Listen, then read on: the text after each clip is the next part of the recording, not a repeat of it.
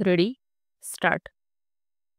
सध्या देशात सर्वत्र टपाल सेवा सप्ताह चालू आहे.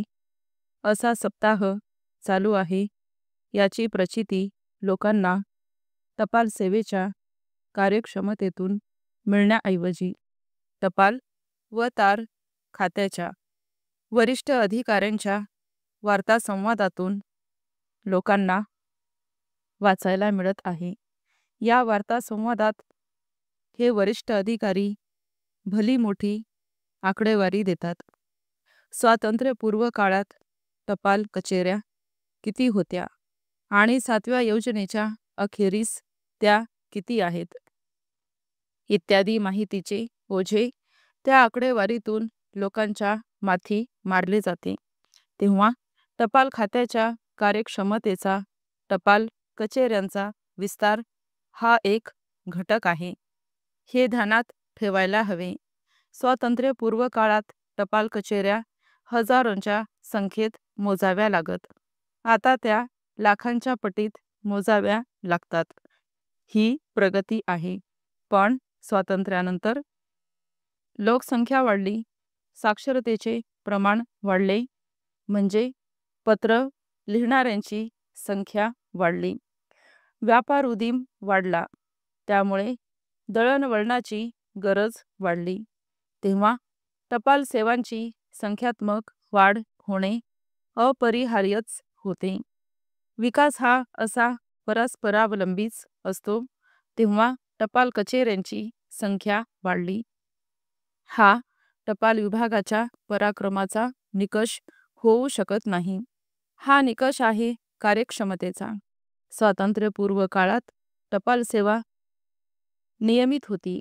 पत्रे वेळेवर मिळत. टपाल कचेरीतील अधिकारी व कर्मचारी लोकांशी जबाबदारीच्या भावनेने वागत आणि बोलत असत.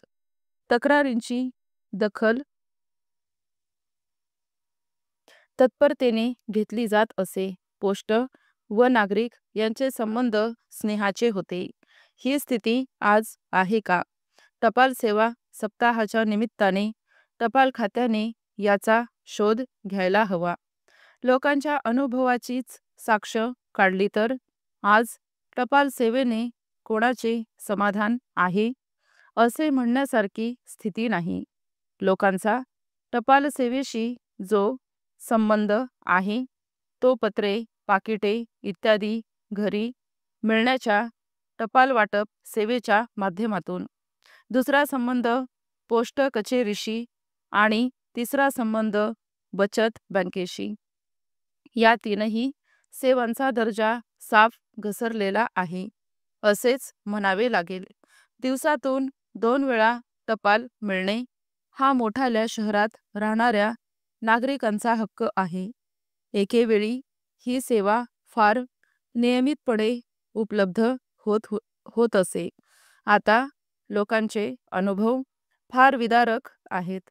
छोट्या शहरातून किंवा मोठ्या गावातून दिवसातून एकदा पोस्टमन येण्याऐवजी 1 दिवसाआड 2 दिवसांनी येऊ लागला आहे.